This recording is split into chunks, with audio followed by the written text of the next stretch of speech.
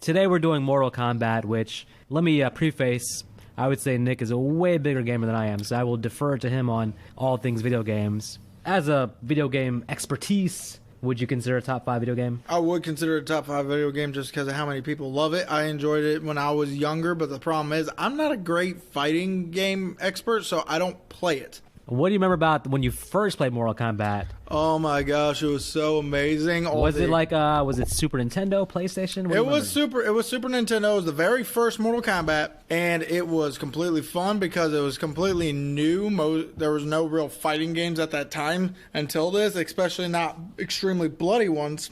Yeah, I struggled with trying to figure out how to play the game. So my strategy with fighting games is to press random buttons until something happens. See, yeah, you can't do that with Mortal Kombat because each button controls a different body part. It works well in Tekken. I've won many Tekken fights with the pressing of the random buttons. Well, yeah, that's because Tekken does not have that same mechanic. It just does combinations, basically. With Mortal Kombat, yeah, if you have to get very lucky to hit random buttons to actually have a maneuver happen. So a lot of punching and kicking on my part, and then getting destroyed by my part. And then part 2, they added the random ass thing. I have no idea what you're talking about. Neither do I. But the extent of my knowledge spreads only to part 1 because I'm not a gamer. But I know that back when it came out, it was like a cultural sensation. The blood and gore in the video games was amazing and really stands out. And so when I first saw the movie trailer, I was a little kid, but yeah, everybody was hyped up when the movie trailer first came out. I saw it in theaters. So I would have loved to. I waited for video, basically. But what I would say is that the one thing going against this was that video game movies did not have a good reputation before this came out. There was no video game movies before this came out, was there? Well, no, there's 3. Oh, no, the Mario one doesn't count because it's a piece of shit. So the ones that came out before this, there was, as you alluded to, Super Mario Brothers. With the right mindset, you can be entertained. So maybe we'll have to visit Super Mario Brothers someday. No! It's on the list. No! So you had that, and then you had Double Dragon, which had Robert Patrick as the bad guy, as the villain. And that bewildered look on your face. Never heard of it. Okay, well, Double Dragon was also, quite frankly, a piece of shit. And then we had, you'll know this one, Street Fighter. Did that one come out before it? It was before. It was the year before Mortal Kombat with Street Fighter. But Street Fighter was actually so bad it was good, at least. Yes. It had Jean-Claude Van Damme in it. At the time, it was just horrible. But now when you watch it, and you got Raul Julia giving epic speeches, Street Fighter at the time bombed horribly with everybody. Oh, yeah. But still, now it's classified as so bad it's good. I think there's a small cult following for it now. Yeah, what I'm saying is these movies set the table for low expectations for Mortal Kombat because they just hadn't gotten it right as far as taking a video game and making a good movie out of it. It wasn't a thing. Most video game adaptations have been shit. Are not good. Usually they don't get it right. Since we like to talk about our first viewings of it, of course, when this movie came out, my dad's like, you know what, we're all going to go see that since we all enjoy the game. Sure enough, we go there. Now, my dad's expecting, them to have to tell him that's a rated R movie and a 5-year-old can't go see it. Sure enough, we go in and they're like, yeah, here you go. He goes, what's the rating in this movie? PG-13? He's like, oh, gosh. Well, yeah, I think probably if you're a fan of the game, when you saw that rating, you're probably thinking, oh, they messed up another one. Right. PG-13 for Mortal Kombat, this bloody-ass game? But nowadays, when you realize what the budget was, you'd find out that that's really all they could afford. The thing is, from a marketing standpoint, it was the right move to make it PG-13 because you had a lot of kids playing the game. Oh, yeah. Why make it so that they have to have their parents accompany them?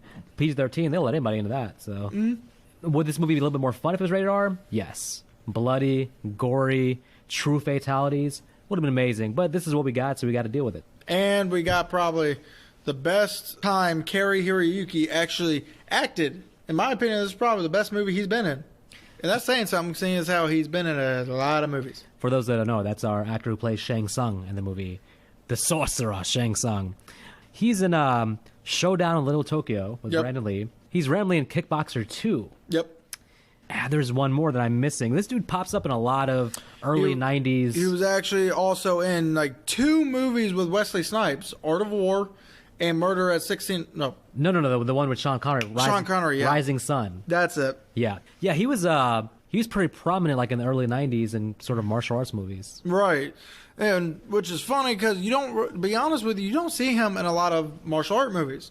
Even though he actually does know martial arts. It's just, I guess he chooses he'd prefer to be in dramas. It shows an actual acting talent instead of just kicking somebody. Yeah, like I can understand it because yes, he could do martial arts, but clearly he has some range also as an actor. Although he does typically end up being like the slimy villain type, basically. But for most people, let's be honest, he is Shang Tsung. Oh yeah, What he'll go down as being known as is he is Shang Tsung. Well, because they start after that movie, they started using him as the main voice actor for Shang Tsung in all the Mortal Kombat movies. So a couple things I read that the movie influenced future games, like for example, Kano in the movie has like the Australian accent. Right. That wasn't in the games, but in the future games, he was now just like with an Australian accent. To be fair, they didn't really talk in the original games. Was there even a story in the original Mortal Kombat? The original Mortal Kombat, no.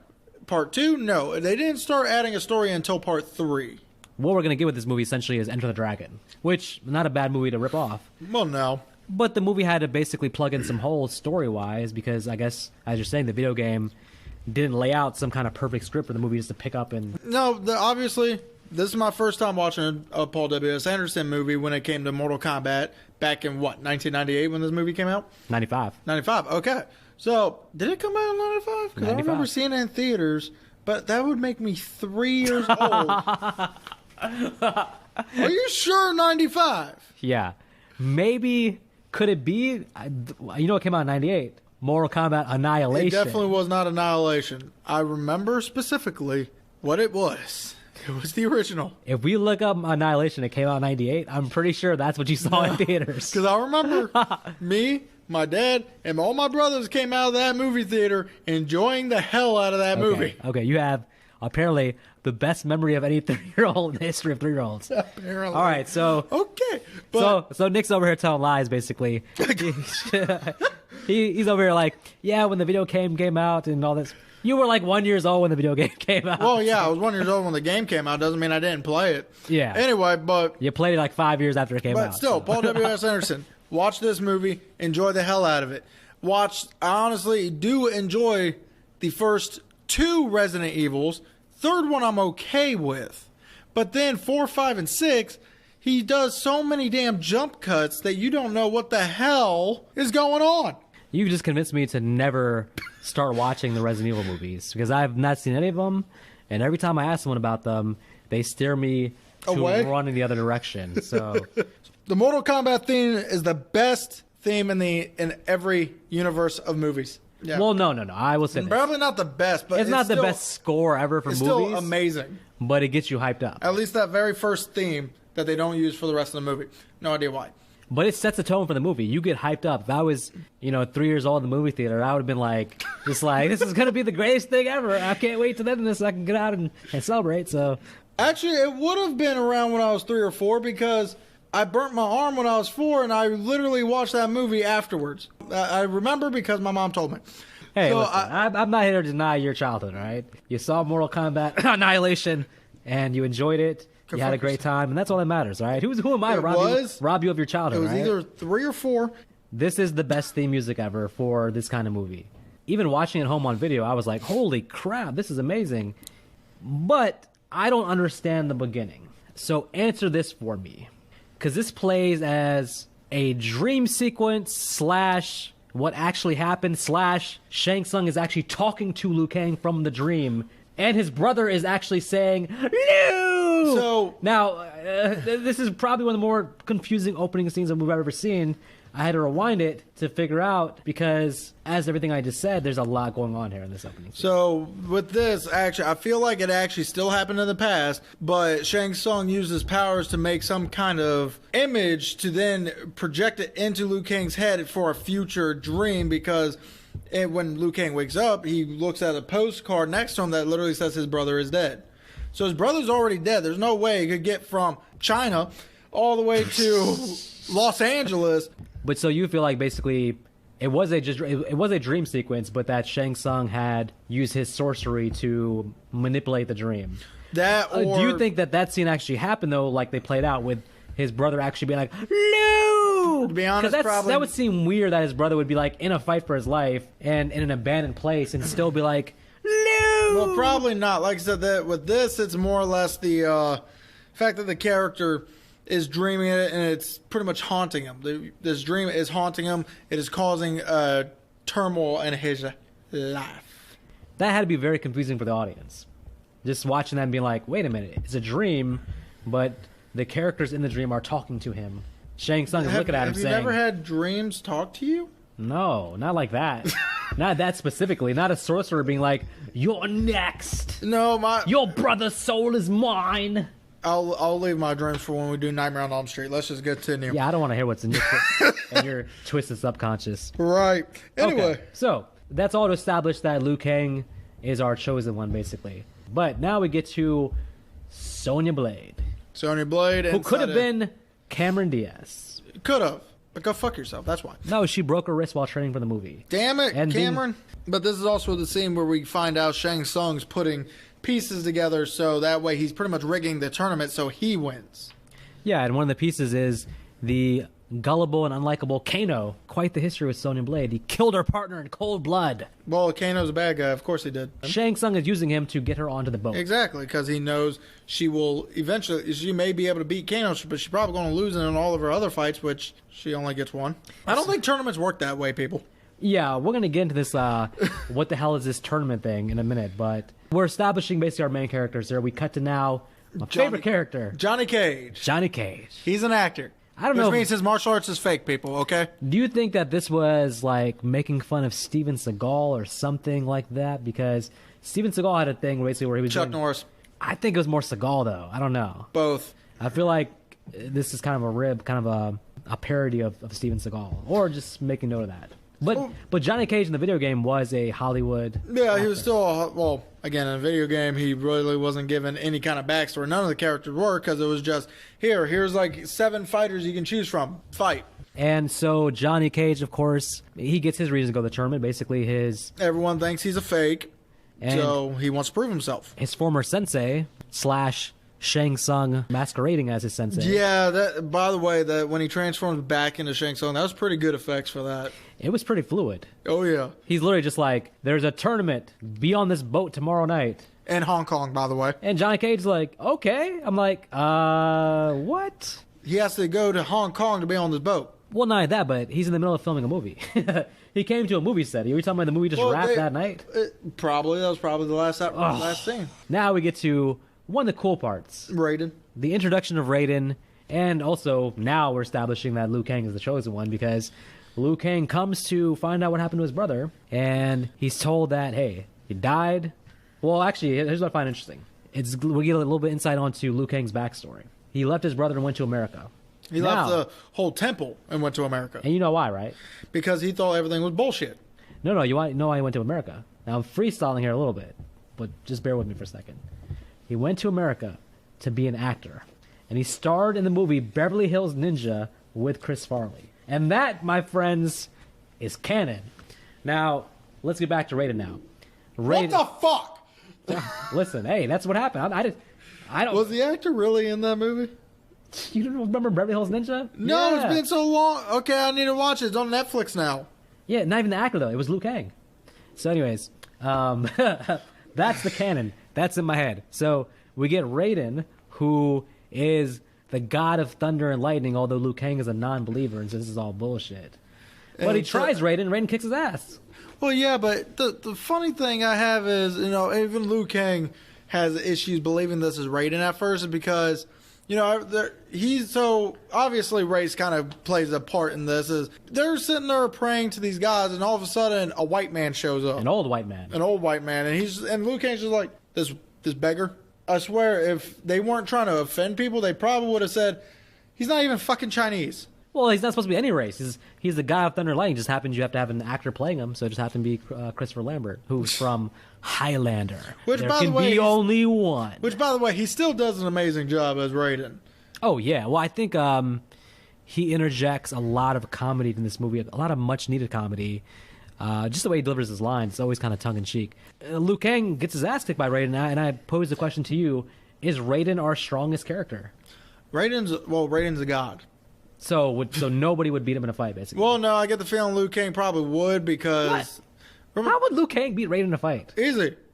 Raiden loses to his brother in Annihilation. Liu Kang beats Raiden's brother in Annihilation. There you go. Liu know, Kang's automatically stronger. I hate that kind of logic. I really do. Right? That's no way to actually make sense. When you lose to one fighter and that same fighter loses to the next guy, then that means that next guy is obviously a better fighter than you. I don't care if the guy is Bruce Lee reincarnated. You shouldn't be able to beat a god in a fight. You're a mere mortal. How do you beat a god? The guy controls thunder and lightning. Well, hopefully strike him down with lightning. Well, hopefully he doesn't do that. That's against the rules in a fair-to-fair, hand-to-hand combat. Well, we're going to talk about the rules that Raiden breaks throughout this whole damn movie because he doesn't follow the rules at all. By the way, random dragon ship appears from the fog. The damn dragon ship out of nowhere. Yeah. Who? I got questions about like all the little things that don't make sense. Like who? Well, remember, Jax asked all of them right before they ditched him from the movie. Yeah, but who cleared the dock? There had to be some regulatory things about this boat coming in, this big ass boat. And also, who agreed to allow the fog on the docks too? You know, fog also needs their own permission slip. Now, I know that Liu Kang, Sonya, and Johnny Cage are our chosen three we're going to focus on. But all these Sonya does nothing the whole movie. I know, but those are like supposedly the top three. But all these other American fighters that are boarding the boat, are they just like useless? They're Goro fodder. Basically. Because Goro pretty much kills a lot of them. But yeah, I mean, okay. Anyways, we get on the boat, right? And, well, of course, we get the classic, "It has begun." You know, that was, like, the main thing in the trailer that got everybody excited. "It has begun!" And Raiden be like, "Mortal Kombat." Well, you're kind of jumping the Sub-Zero Scorpion intro. Oh, my God. The best characters in the whole movie that was completely and utterly... underutilized? Yeah. Yeah, because there's...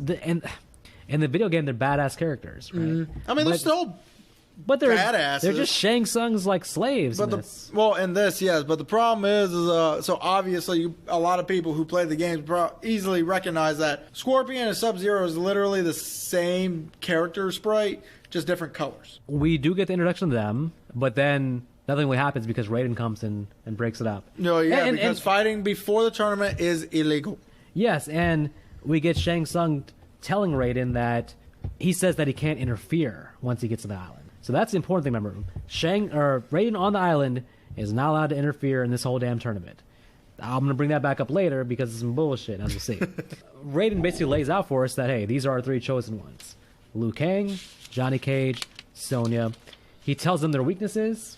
Liu Kang, of course, he's there for vengeance. I mean, pretty much the lore exposition before the tournament starts, which usually means that the last, 45 minutes of the movie is going to be nothing but fights. Yeah, and Liu Kang, I mean, Beverly Hills Ninja bombed the box office. Now you want to be in the tournament. Oh, okay, well, get on here. You're really going to go with this canon, aren't you? I mean, yeah. I got a question for you. Oh, gosh. Got a quick question for you. I want you to picture this. What if Jason had boarded this boat? What would have happened? I think my man wins the whole tournament. Jason takes Manhattan, right? But it happens to be this damn boat that he gets on. Yep. What happens? For Mortal Kombat 10, the game, I've found out there were Jason, Freddy Krueger, the Predator, and I believe either Leatherface or... We know that. Does Jason win the tournament? No. Can he go the distance? No. Against the best fighters in the world? No. You don't think so? Sub-Zero would freeze the shit out of him and then push him down and let him break. We saw that in Jason X. The man can... But they didn't let him break. He can regenerate himself. They just froze him. Does he at least get past the first round? Okay. San Sub-Zero. I mean, he's taken out, Goro and Johnny Cage and all them, right? I bet Goro will put up a pretty decent fight. That'd be good. Yeah. So I think that would be a good spin-off story. One thing I want to mention, Sonya getting on the boat. We get a brief Jax appearance. Yeah, again, I'm kind of annoyed they actually decided not to use Jax for the whole movie. It was weird because... Granted, Jax was not in the games until part 2, anyway. Yeah, but if you're going to show him and then basically she just leaves him and goes on the boat. Right. And it seemed like... Wouldn't he get on the boat too? He should. That's his partner, yeah. I think. Her old partner had gotten killed by Kano. The island is in Taiwan, and that's where they filmed it. Okay, so one thing I want to mention is that you said nothing happens here, but there is this buffet, this dinner scene. Who cooked the food? Is there a staff here? How are people going to eat? You haven't noticed those from the Outworld are just as human as we are. Yeah, but they don't explain any of that stuff. Are the Owl people a different race of people? No, they just live in a different universe. Okay. So yes, a different race, but think about it. People So in there's that world have magic. So there's a chef in a kitchen back there making this food. Yes. Okay. I'm saying we need more explanation of the island. You need more explanation on how they eat. They put the food in their mouth, and then they let it go down their throat hole. Who makes the food? Are they getting paid, or Shang Tsung just threatening their lives? Who knows? Most likely, Shang Tsung just threatening their lives. I want to know the economics of the island, all right? Because this island hosts the Mortal Kombat, but otherwise, it's a functioning island. You want to explain to me the budget again for this movie? I wanted a damn 3-hour movie explaining everything. The movie was already 2 hours. It's only like an hour and a half. Hour 42 minutes. What? How the hell you know that? Jesus. I just looked it up to see what the year was. Okay, I would have laughed if you knew the runtime, but didn't know like 95 versus 98. It's like, it's an hour and 42 minutes. It came out in 2007. Like, you're half right. You're almost there, buddy. Okay, now we get to where you want to get to, the eavesdropping of Goro and Kano. And it's amazing because Goro literally scares the piss out of Kano, or at least I'm sure he did with the way Kano's face is like, please don't hurt me. You see how much food Kano had in front of him? Well, that's because Kano did his part of the job. He had like 5 turkeys, whole turkeys. You know, Australians are used to giant-ass spiders trying to eat them every day. The more we see of Kano, the more I realize that he got a raw deal in this movie. Because you start to get a hint of like what Shang Tsung's plan is. So, for example, Shang Tsung has set up this fight, but we'll get to the fight between Kano and Sonya, but he tells Kano here, you'll fight her, but you're not allowed to hurt her. He's setting this man up to die. He's like, yeah, I have big plans for Sonya. Like, if I'm Kano, I'm like, what is my purpose? Like, right. What if she kills me? But, well, then you just die. I think Kano was an idiot for getting on this boat. Bro, yeah. He should have been like, okay, what I'm going to do is lead her on the boat, and then I get off the boat before it goes. It's like, you don't need me on the island. No, because... Give me my money, but I'm going to get her on, but I'm going to do a rope-a-dope and run back off the boat. This movie does not do Kano any favors at all. No, it doesn't. They should have, and to be honest, they kind of... And the actor looks like a good actor, too. Well, yeah, they should have given him more of the villainous role, and there was... And when we get to the fight, I'll discuss a little bit more about him, because I feel like they really did do him a raw deal, very fucked up deal. This scene with Goro and Kano, though, do you realize how much exposition was in this damn scene? Oh, yeah. I made some notes here about everything that comes out of this. Goro is the prince of the subterranean. Mm-hmm. Shang Tsung learned the black arts from the Emperor. Yep, and he's the Emperor's best fighter. Princess Katana's 10,000 years old. Yep. This is a lot of stuff in a 2-minute scene that I'm pretty sure went over the heads of the audience because there's too much information for them to process. Well, not only that, but also the audience was probably like, "Oh my god, those effects are amazing." They're like, "What the hell is Goro?" And Goro, of course, he's not a computer effect; he's a full-blown puppet, basically. Mm-hmm. So, good job on the special effects for that.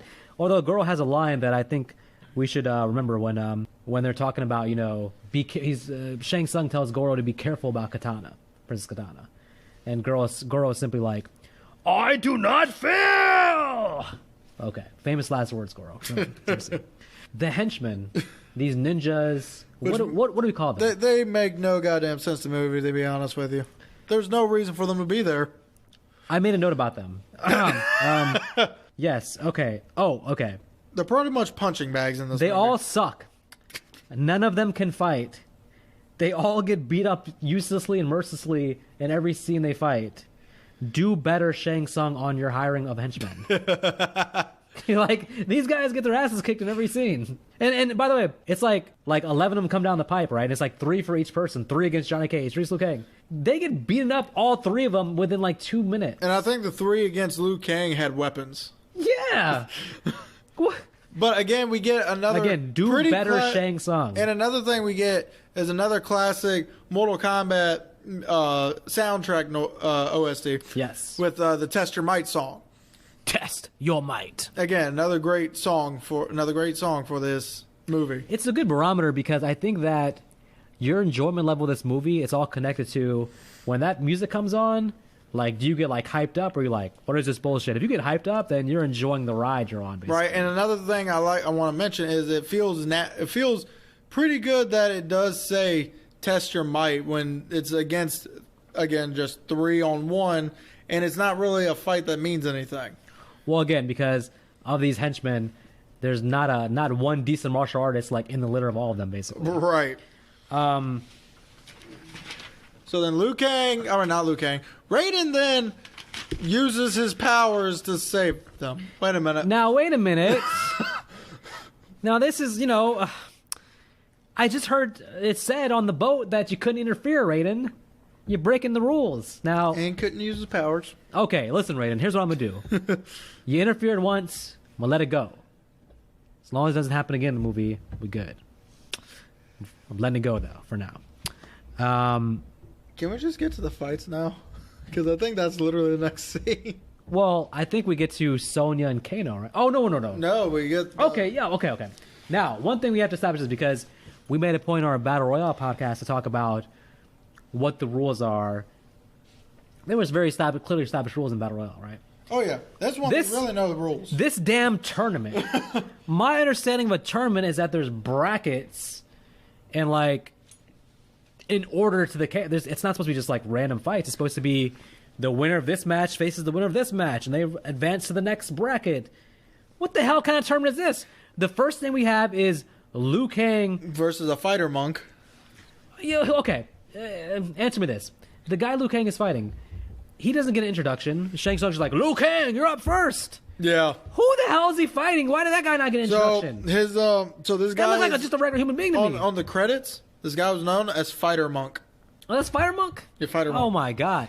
And He was not a character in any of the games, by the way. They just threw this fight in just so there was I guess, to show off Liu Kang can fight. Okay.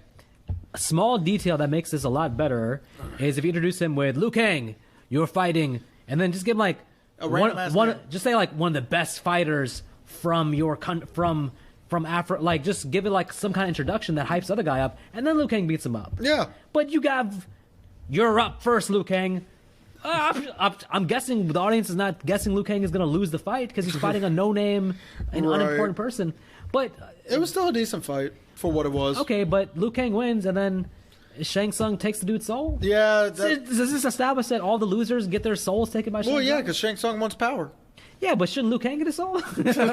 Why? No, because Liu Kang doesn't take souls. He's not a sorcerer. So everybody dies on this island then, basically. Pretty much. Because that's why the fights can end with someone just getting beat up. But then Shang Tsung's going to come and take your soul So, and die. one thing I will say with this fight is, so two things happen. Obviously, the fatality is done by the character that is not even fighting this one. That's why I don't feel like it's fair. It's not, but technically Liu Kang still had a fair fight, still won the fight fairly. Yeah. It's just not fair that Shang Tsung then comes in and kills him. Well, the main thing I want to know is, like, basically, so it establishes that pretty much everybody who dies is going to have their soul taken by Shang Tsung and make Shang Tsung everybody stronger. who loses their fights, basically. So here's another thing I want to bring up. Shang Tsung, after that fight, says flawless victory. Now, to be a flawless victory, I should mention, for the game's terminology, to be a flawless victory, you cannot have any kind of damage to you whatsoever. Right. Last I checked, that's Fighter Monk kicks Liu Kang at least once. Yeah, so he actually does make contact with Liu Kang. So it's not a flawless victory. So basically it just becomes like a movie catchphrase for Shang Tsung, but it has no actual meaning behind it. Yeah, and that's kind of annoying because there's a meaning behind it when the actual game. Yeah, I just feel like that fight could have been a lot better by give some credibility to Liu Kang's opponent, so that it actually means something when he wins the fight.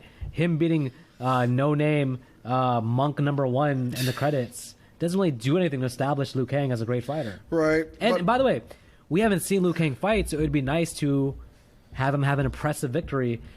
Maybe start him off facing Sub-Zero at the beginning versus saving that for later just to establish whatever. But well, here's the next fight. And this fight honestly kind of annoys me. Sonya versus Kano for multiple reasons. The first is it feels like it's way too early for Sonya to get her climactic fight. Knowing that she's not going to fight in the movie ever again after this, this is way too early. You're right, because this is her pretty much her shining moment. This should have been something that we get led up to, like the third to last fight.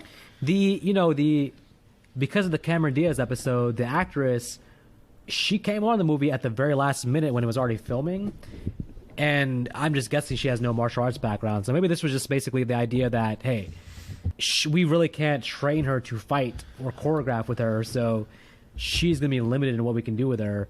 What's bad is I'm fine with that. But you're saying place it later in the movie. Place it later and have Kano pretty much taunt her the whole movie. Like maybe have Kano do a couple of fights and have him win, showing that he can fight while at the same time, trying to intimidate Sonya the entire time. Well, I like Kano, so for me, this is very early for him to check out the movie because I like his character. He's a fun character to watch on screen. A fun villain, yeah. But I can't help but think that Shang Tsung set this man up to die. Also, he literally he's going out there to fight Sonya, and he's been told, you're not allowed to hurt her. Which is why another reason I think they should have left it for later is Kano then pretty much jumps Sonya and fights her away from Shang Tsung. So that way he can do whatever he wants. But another thing I want to mention about this fight, one, it's anticlimactic because he literally gets maybe 2 shots in her, and then she does something. She jumps up and grabs his neck by her legs that he could have easily just spread her legs off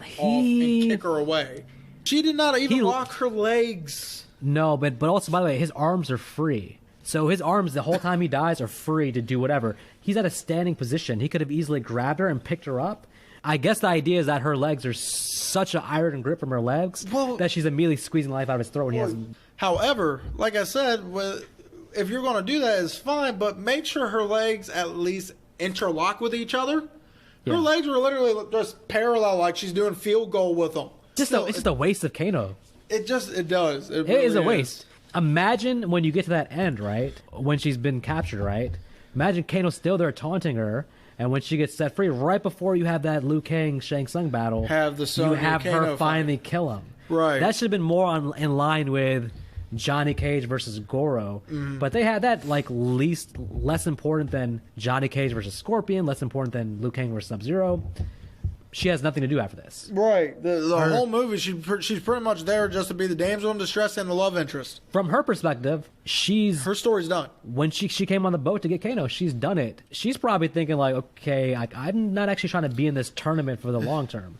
But I never put together basically that Shang Tsung's whole plan from the beginning is to set it up along the way to challenge Sonya for that last fight at the end. Right. That's why he's always hitting to Kano like, I have big plans for Sonya. He's hinting, might have put together like his whole plan is to fight Sonya at the end because he knows he can beat her.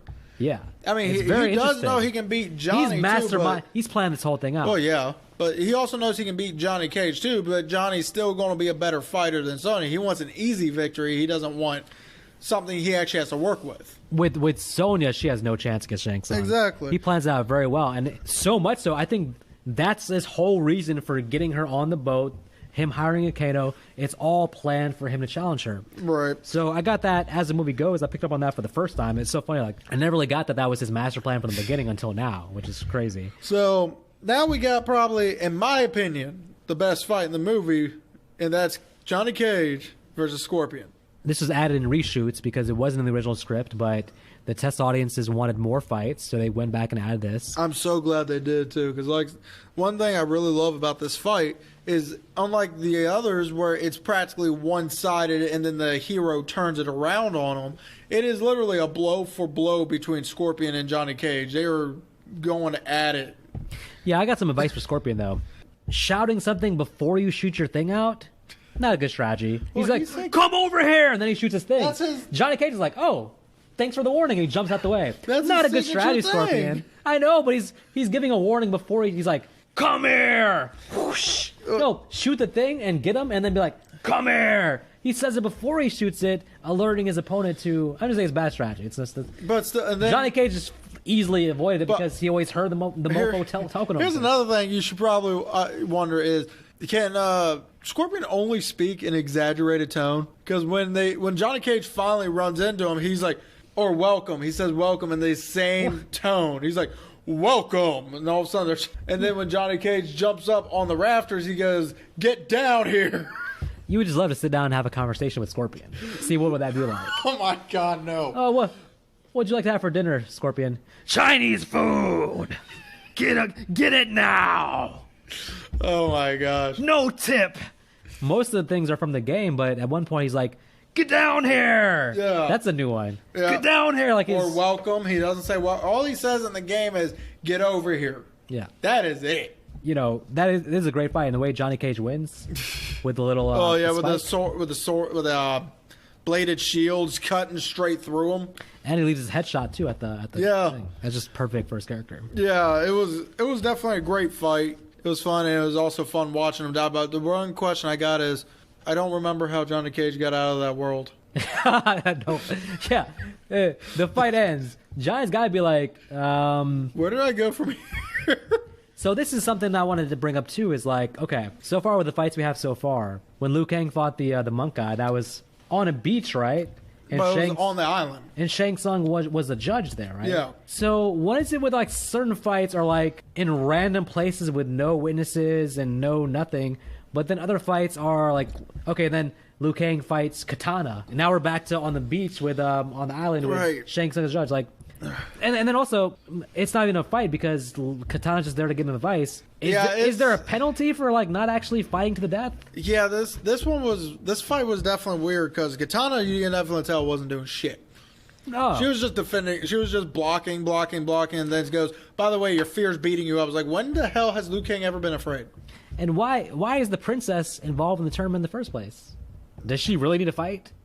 Doesn't make sense to me. But Well, she's a damn princess. What's bad is she is a princess, but she's also against the emperor because she is actually the emperor's adopted daughter. So Shang Tsung, as smart as he is, when he was talking to Kano and Goro, he actually said he was like, "We must keep Princess Katana away from the Earthlings."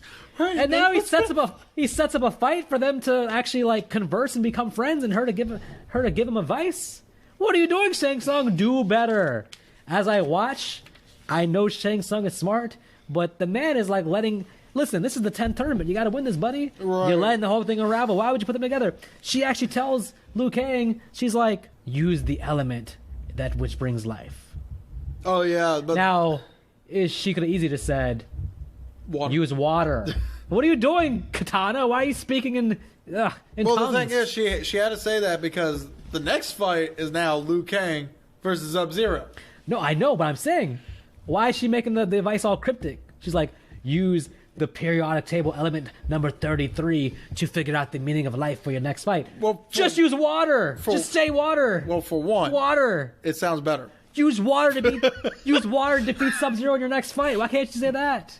All right. Because it doesn't sound as cool. Remember, the audience is directed at kids. Most kids are not going to automatically assume it's going to be a puzzle for them. They're not going to automatically assume the element of life is water. Not many Okay. people really realize that. Okay, here's the problem. Shang Tsung, letting his whole plan unravel, allows Katana to give him that advice. Yeah, see, I don't. This next fight, Liu Kang versus Sub-Zero.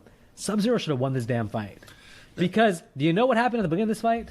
He was kicking fucking Liu Kang's ass. No. But you know what happened before the fight started? You know what they showed? You know how those water pails got there? Oh yeah, Who was putting the water there? it was fucking Raiden. Raiden put the water pails there. Now, according to my notes, he's not supposed to be interfering. This is strike 2. He interfered again. The man came to the island to cheat Shang Tsung out of the victory. The real question I got is why in the world is Sub-Zero trying to Kamehameha his way to victory? My question is, why does Sub-Zero take 7 minutes to like form his little Water bubble. His ice bubble. Anybody with half a brain is going to see him forming that over 9 minutes and figure out a plan. But then Liu Kang's plan is to take the water bucket. There's water in the bucket, right? Right. He starts flipping it. Why wouldn't the water fly out of it? What kind of water is that? He's flipping it so fast that the water's going to stay in the bucket. I've done that. Like that? Yeah. If you actually flip it fast enough, the water stays in the bucket because it will fall, but you rotate it fast enough, it just falls right back in the bucket. Does this depend on But you have to do how it- full the water bucket is, though? Yes. Because Okay. obviously if it's halfway, all the water's going to stay in. But if it's full, some of that All right. water is going to come out. So we'll assume it was under halfway full. Yeah, you don't So- need much water to but he create the throws icicle he has. He throws it, and it forms a perfect icicle that stabs Sub-Zero and impales him and kills him. Yeah. What the hell was that ending that fight? Easy. Now no one's going to have any evidence that Liu Kang killed him because the evidence of the murder weapon is going to melt away. So Liu Kang to defeat Sub-Zero, just to review. Yep. He needed Katana to tell him how to do it, and he needed Raiden to sneak in some water pails to begin the fight. Yep. Sub-Zero should have won the tournament. He got robbed. They cheated Sub-Zero. Now plain zero. Well, here's the real question. So now we finally get Goro, Shang Tsung coming up to Goro and be like, okay, I'm tired of losing. And that Sub-Zero thing was the last straw. He had to break out the break glass in case of emergency. It's Goro. Yep, and then we see Goro pretty much killing all 20 bodies. Yeah. Oh, you counted? 20 motherfuckers. So then we get Goro versus a character we did not introduce because he really wasn't important until now, named Art. Now, we'll mention the actor who plays Art. His name is Kenneth Edwards, and he's actually a martial arts teacher for 25 years now. Ah, okay. So he's been training and studying and currently training for past 25 years. That's not counting how long he's actually been training. He's just been teaching for 25 years. You're talking about the actor or the actor? Okay. Not the character. So he's a legitimate martial artist. Yes. Which is why I'm wondering, since they had him in it, why didn't they probably had him really for the fight choreography? Because again, he's a teacher. But at the same time, if they're going to have him do any fighting, why not give him an actual, at least 2 or 3 actual fights? I kind of knew the way they introduced him. They introduced him at the beginning, right? Right. But then you can see he's more of a side character. I kind of knew he was headed for some kind of downfall. Okay, why do we need to care about this character that we've only seen once? Because him and Johnny Cage get along. So they're sort of friends. So? Well, this is why I brought up the thing with Katana where she sort of fought Liu Kang but really didn't. If I'm Art and you see Goro step in the ring, I'm declining to fight. I'm getting out there, and my question is because Katana did it, are you allowed to just decline the fight? They don't establish the rules. Here's the thing I want to mention. So Goro fighting Art. So Goro's already killed 20 people, and now all of a sudden Art looks at Goro and is like, just gets that face of what the fuck. Like, have you not seen the others? Yeah, were you just like in your room watching soap operas while all your American friends have been getting killed? I mean, God damn it, John Saxon.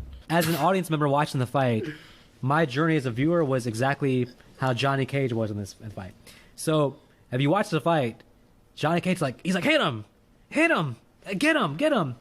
As the fight starts to go downhill, they cut to Johnny Cage. He's like, get out. he's like, get out. I'm like, exactly. He's cheering him on, but he's like, get out. My whole thing, at least when he's dying, I'm like, am I supposed to care for this character we've only met once? Nobody cared. When Goro gives his final blow, they cut to Johnny Cage and he has no reaction. When Sonya has a reaction. Sonya gives the classic, no! And Sonya, I'm like, you haven't even met Art, okay? Right. But what's funny is, when Shang Tsung takes his soul, all of a sudden Johnny's like, no! Like, you didn't react when he got killed by Goro, but because his soul is gone? Yeah, and then we get this random scene about facing their fears. Why are these 3 characters now all of a sudden afraid? I understand they have a kind of a turmoil going on in their lives that they want to overcome, but that's not exactly a fear. The fear thing is, the fear scene is weird for a couple reasons. First of all, he tells Sonya, if you can't trust, then you'll die or you'll lose. She's already beat Kano. Right. She's not going to have any more fights. What's her purpose? Now, you tell Johnny Cage, you'll rush into any fight to prove yourself and you'll lose. Even though he's going to do exactly that against Goro and actually win. Thank you. And then he doesn't even tell Liu Kang. He just leaves. He walks away. Liu Kang has to be like, what about me? He's like, oh shit, about you. Like, that's the one who actually, that's the chosen one you should be giving advice to, but you almost walked away. But again, he's saying this is all fears. I'm like, no, it's not fears. It's insecurities that they got to overcome. Yeah. That's not an insecurity is not a fear. A fear is literally like saying, like being stunned from moving and being able to fight or run when you see Goro coming for you. That's a fear. Plus, do you remember when he told Liu Kang about his fear? He was like, listen, I know Beverly Hills Ninja didn't do well, right? You can't be afraid of doing that movie, all right? Things that happen, right? You got to go back to Hollywood, get back on the horse, and make another movie, all right? They're doing Best the Best Part 5. They'll cast you in that. Oh, that was improper advice for this point of the tournament. So, yeah, I don't think Raiden really... The most thing that was most puzzling was what he told Johnny Cage, because Johnny Cage has in his head now to challenge Goro. Right. But that's counter advice to what Raiden just told you. He just said, don't rush into fights. Which then Johnny Cage makes a deal that actually kind of alters the tournament a little bit, because now he gave Shang Tsung, who already had the power, by the way, because he's a past champion, they've mentioned he can challenge whoever he chooses. And now all of a sudden he needs to make a deal with Johnny Cage. But this is really weird for a couple reasons. The deal is basically, okay, you can have Goro, but I reserve the right to challenge you. But then he adds in, or any other fighter of my choosing.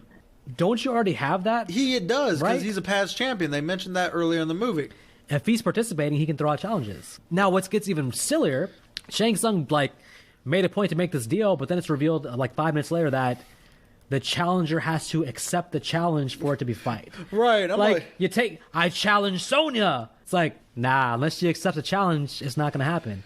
What the hell are these rules? Why do you care about making the deal if it didn't matter unless the challenger accepts? Also, these rules should have been something they mentioned earlier in the movie, so it's not just thrown out there just for plot convenience. Yeah. You make the rules, the rule is still a plot convenience, but at the same time, the person now knows, well, due to this rule, this fight may not happen. We're saying basically that in like 5 minutes they went from basically, for some reason, Shang Tsung needs to make a deal in order to make a challenge. Even though he could have already done that being a past champion. One thing I'll add, though, the deal, what his challenge is going to be for the final fight that determines it all. So maybe there's something to that. But yeah, wouldn't he be the final fight anyways? Yeah. He's the guy running it. He's the champion. Yeah, he would be the final fight no matter what. But first you have to beat all the other fighters to get to him. But first, let's not skip Goro versus Johnny Cage. And we get Goro making the dumbest mistake of his life. Not wearing a cup? No, breaking the glasses. Well, not wearing a cup too. Oh, breaking the glasses. Breaking the sunglasses. So then Johnny Cage does the most iconic move his character has in the games, and that does the splits, punches him right in the dick. I like to think, in my head, the canon is that Johnny Cage almost like scoped the place out ahead of time and knew where to run also. Well, yeah, he would have had to have, because there's no way he knew running in that particular direction would have gotten him to a cliff. Because his plan wasn't just to do the punch. Because the punch, yeah, you stun Goro, but that doesn't kill him. Oh, hell no. Now you have to, now the back end of the plan is, I got to get a point where I can get him off the cliff, basically. And it's brilliant. But the problem What's surprising is that how easy it was? When Goro comes, and instead of surprising him with a kick, he has to give his damn catchphrase first and say, those are $500 sunglasses, asshole. Again, it's like, and Goro's like, huh? All right. And then he kicks Goro's ass. Right, Goro doesn't even put up a fight. That's There's no annoying. surprise anymore. Goro's just sitting there and getting kicked and flying off the cliff. What the hell? Logically, he should have surprised him from behind, and that shot should have sent him over the cliff. And then, as he's hanging, then give your catchphrase. Give your catchphrase. The way they did was just like, basically, they were like, hey, pound for pound, he just whooped his ass. I'm not sure I buy that. Which is, again, that's an issue with this movie, to be honest with you. Very anticlimactic deaths. Like, you can see the death coming, and it's built up to a point where it just doesn't... I think anticlimactic... They're not satisfying. Yeah. For these villains, they should honestly be satisfying kills, satisfying wins, but it's just like, eh. A lot of it's because they're basically off-screen.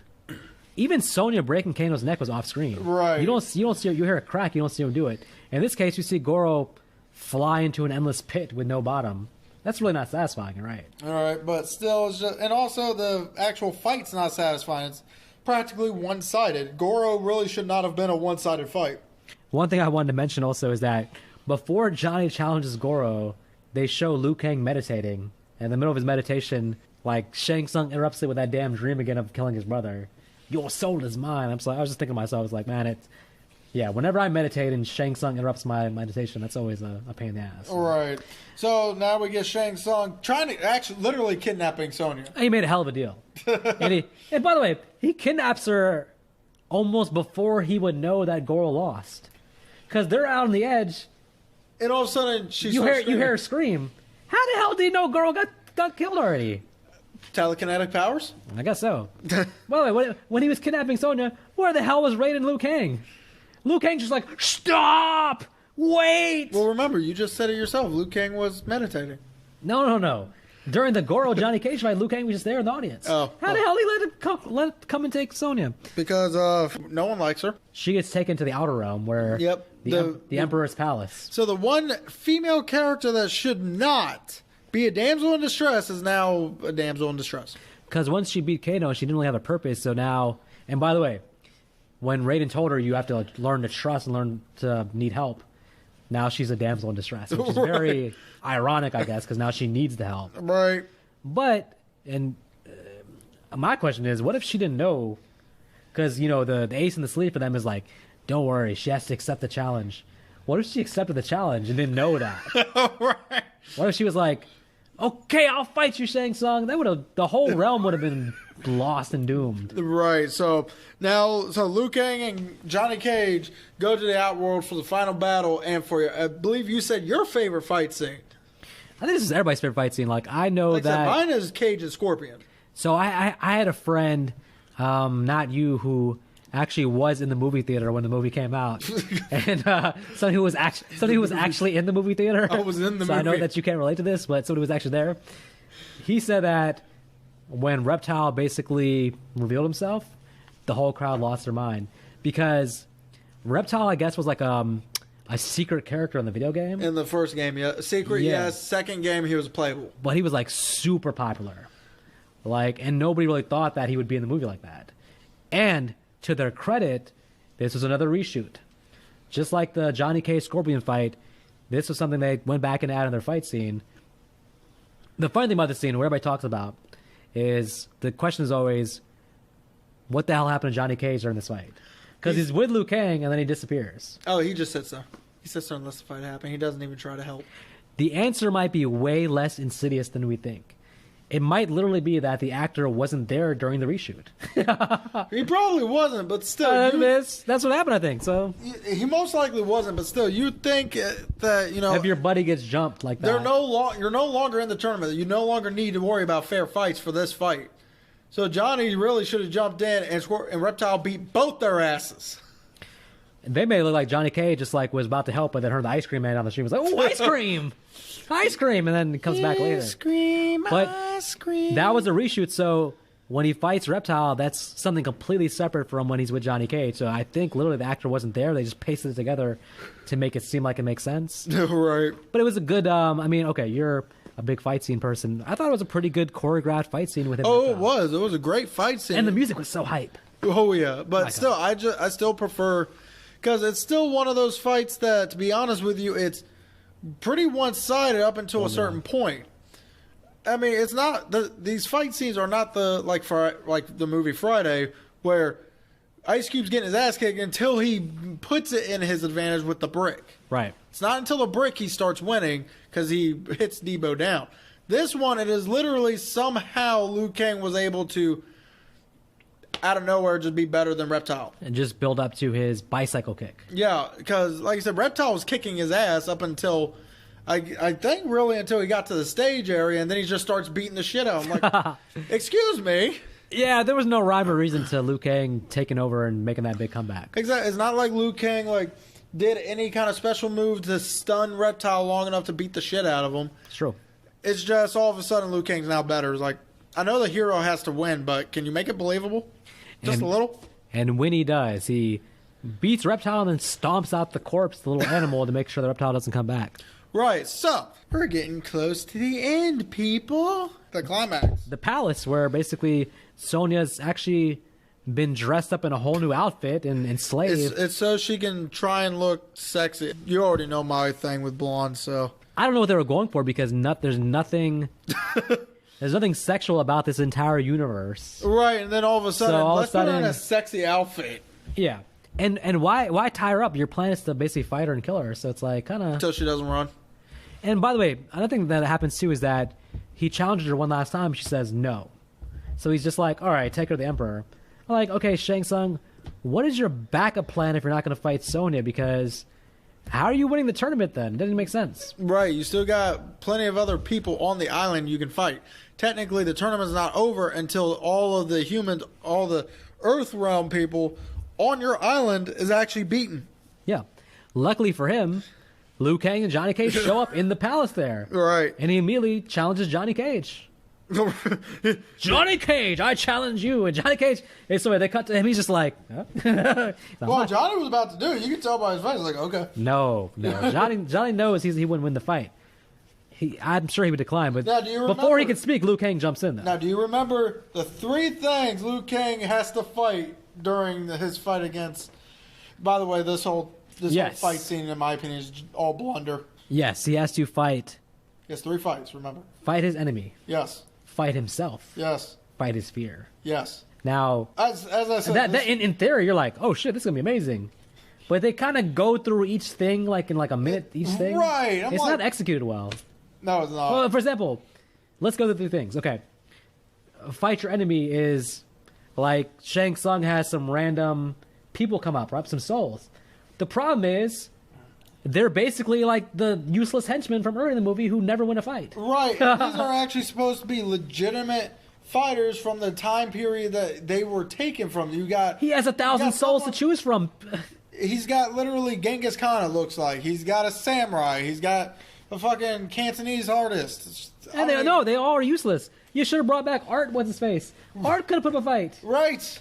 If I'm Shang Tsung, I find wherever the hell Goro's body's in that pit, I'm taking Goro's soul. What Liu Kang would have been shocked if Goro's ass appeared there. They should have brought in Baraka, even though he didn't come until the third game. That's besides the point. Yeah, Shang Tsung with 1,000 souls to choose from, he chooses like 4 or 5 incompetent fighters who suck, and Liu Kang beats them in 2 minutes flat. Right, and then we get Face Yourself. Face Yourself. So, I thought it was smart. You cut to him at the movie theater having to watch Beverly Hills Ninja, and I thought that was like okay. It's like yeah, this movie's not that bad. It was out of my control what happened at the box office, but I put in a good performance. I thought it was a smart way for him to face himself. So then we go to face our fear. Well, first we got to go through the actual face himself. What movie did you see? Where as damn Shang Tsung sitting there telling him he's not the chosen one, and then Liu Kang saying, not even giving himself any more than 5 seconds to ponder and be like, actually, I am the chosen one. Go fuck yourself, Shang Tsung. I'm like, what turmoil did you have to go through? That you must have saw the director's cut. Face your fear. Where then Shang Tsung turns into his brother. That again, within 5 seconds, the issue is done. Well, because Raiden basically gave him the best. He basically recited verbatim what Raiden had told him. Each mortal has their own destiny. They make their own choice. Chan made his choice. Why can't you accept that? He basically says that, and he says, Shang Tsung killed my brother. And Shang Tsung transforms back and he says, you're mine, which is just weird. Well, like I said, the whole 3 stages to this fight makes no real sense to me. To me, it should have just been a fight scene.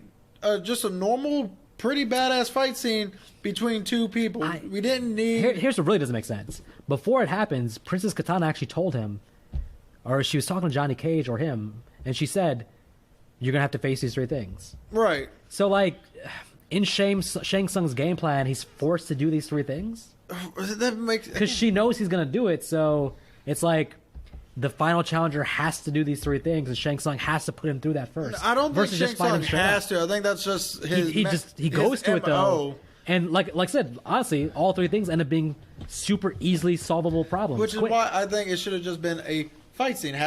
We already see that the characters are going to get their ass kicked and then come back from it. But the movie shows very quickly, like, he fights Liu Kang for like 2 minutes and it's like quickly established, like, Liu Kang's beating his ass, basically. Yeah. Like, Shang Tsung, as an actual fighter, it's established, whenever they go together, like, it's established pretty quickly that, okay, there's got to be some, like, shenanigans, some sorcery, because Liu Kang is definitely the better fighter. Which we still could have had without this bullshit 3 challenge thing with it.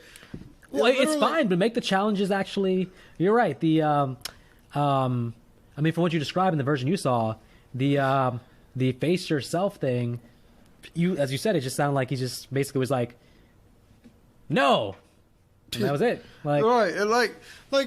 Say, now, again, we all brought up, Shang Tsung can summon all the souls he's used. However, in the games, the way he does it is he kind of summons almost with one way, it's a defensive one. He summons a barrage of skeletons in front of him as a defensive mechanism, and then when you don't need it no more, he pushes them down, has all the fucking skulls fall and crush his opponent.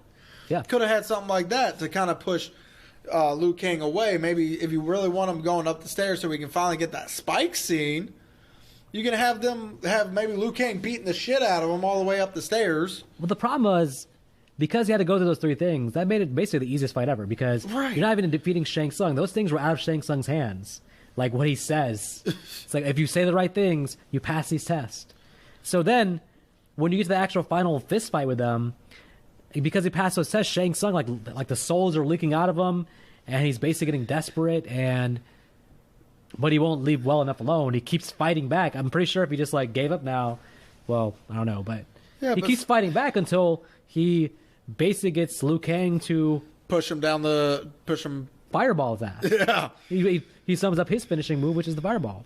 Yeah, it's just. But there's something satisfying about seeing Shang Tsung fly onto like a big bed of spikes like that. When he turns into a skull.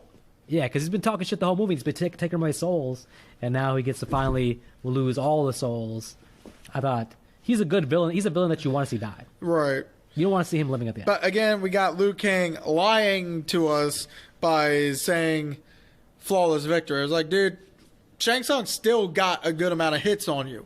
At that point in the movie, it's just a cheeky thing to say. There's no rhyme or reason to the flawless victory. But another thing I want to mention is, again, they don't even use the same fighting style for Shang Tsung. Maybe the actor didn't know it, but the fighting style Shang Tsung uses originally is the snake style.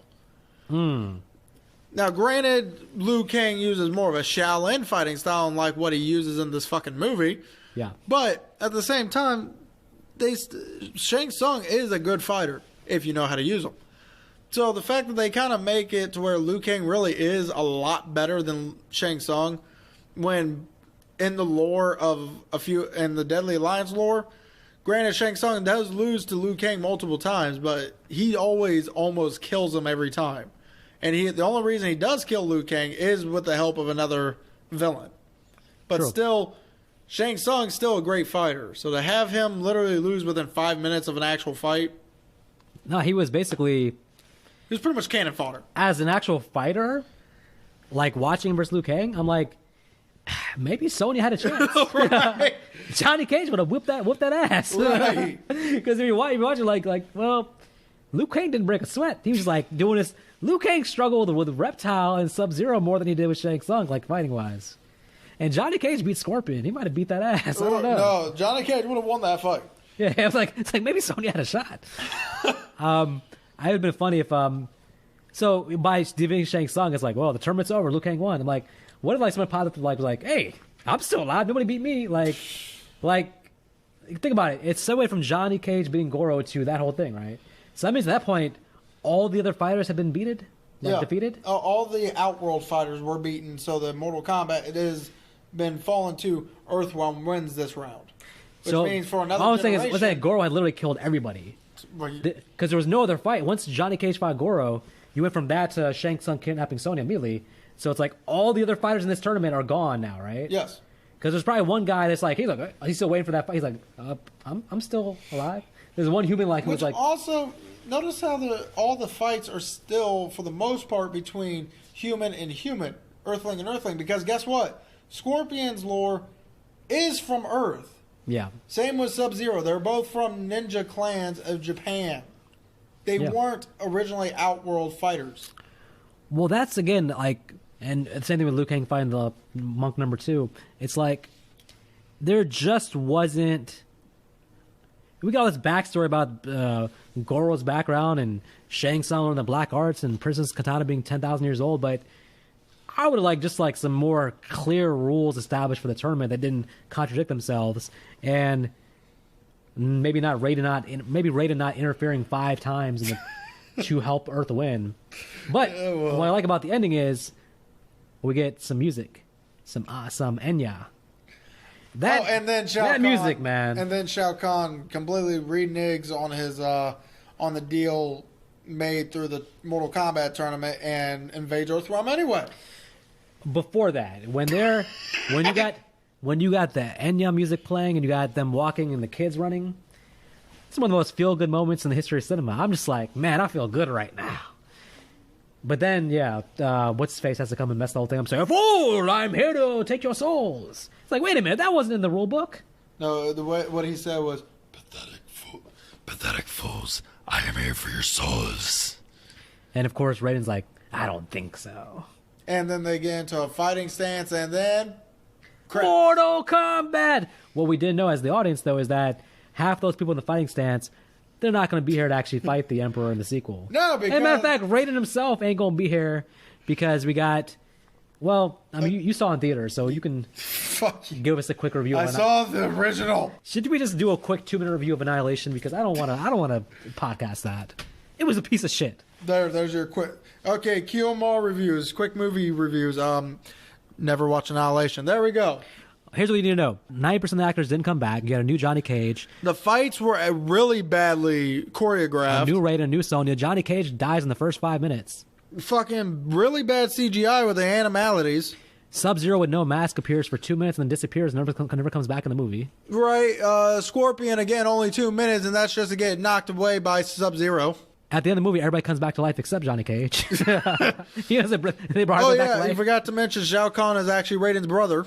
Raiden gives up his gives up his godhood in order to help the Earth realm. And Raiden in all this takes time to get a haircut. Yeah. Let's just say, and now that y'all know what Annihilation is, we don't need to watch it. Have a good night. And we didn't even actually give our final thoughts. What are you talking about? Final thoughts for Annihilation, 0. We didn't get no star reviews yet. All right, Mortal Kombat. Let's give some final general overall thoughts. You know, what saves the movie for me, as many plot holes as there is, and there are plenty, as many times as Raiden interferes, and as confusing as the tournament rules are, what makes the movie for me is the tone. The movie is comedic. It knows it's a B movie. It's not taking itself seriously. And there's enough comedy spread throughout to make it fun. It's just a fun movie. I can't defend the acting, the story. I can't call it a good movie in a classical sense. But I was saying earlier, if you like Mortal Kombat and that music gets you hyped up, you'll have a fun time with the movie. So I'm going to give it 3 stars. Maybe it should really be like, maybe really it's a 2.5 star movie. But I'm giving it 3 stars because I'm biased as fuck. No, because a little bit of nostalgia. But I'm so mad there wasn't a proper sequel. When the movie's ending, you want to continue on the adventures of these characters, these actors, and we never got a chance. So but I'm going to give it 3 stars. As much as I just bitched about during the podcast, because there's a lot of shit to complain about, it's a fun movie to watch. All right, so for me, I did enjoy... So for my final thoughts are, the acting was good for what they got. You know, they didn't get the big name actors. They didn't really get plenty of fighters. We lacked a good amount of Outworld because we only had, 3 Outworld characters to be... 4 Outworld characters. Yep. But overall, fighting was decent. The atmosphere was pretty set for what they were going for.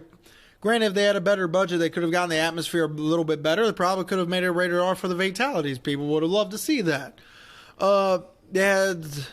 What else? Shang Tsung's fight was very lackluster. Yeah. That's a downfall. Another downfall is... Yeah, the CGI doesn't really hold up for this day and age, like with the original Reptile before he becomes a human being to fight. But overall, I'm going to give this movie a 2. A 2? Wow. A 2. And that's just for nostalgic reasons. It's still a fun movie. You like the games, you'll love this. You'll still enjoy this movie. I wouldn't say love. And you love the games. Nah. I like the lore. But either way, I'm still... Jesus, 2? Yeah. What would you have given Annihilation? A negative 3 stars and a half? I already said what I gave Annihilation. 0. Jesus. Because we can't go anywhere below 0. I think the truth is somewhere in the middle. Maybe 2.5 is the proper thing, but because you gave it a 2, I gave it a 3. I'm going to say 3 again just because it's a fun movie. Now, don't go out of your way to buy the movie, but get some popcorn. Cuddle up with your woman. I hope you guys enjoy the podcast. Eventually, we'll get to Troll 2 for sure. Because I know you guys have been requesting that, and we're working on getting No one is requesting that. Hey, listen, the emails I get keep asking for Troll 2. You need to show me these emails. Well, no, I mean... Amelia's already asked if you're actually getting these emails. Well, I mean, hey, that's from my inbox to know, all right? Just know that for all you folks out there that I'm implementing all the feedback that you give me. And what feedback? The feedback I've been getting in my emails, all right? Name one. All right, the number one thing was, hey, you guys talk about Troll 2 all the time. No. But you actually haven't done the podcast yet. Where's the actual podcast? And I'm just like, well, hey, I'm down. You do know then I'll be completely unprepared for that podcast, right? All right, folks. I don't even think Annihilation made it to theaters. It definitely did. But it was out of theaters a week later. All right, folks. It's been 2.5 hours. Say your goodbyes, Nick. Until next week. Everyone, y'all have a good night, and remember, y'all don't need to leave the podcast. Y'all just got to get the fuck out of wherever you're at. So long, folks.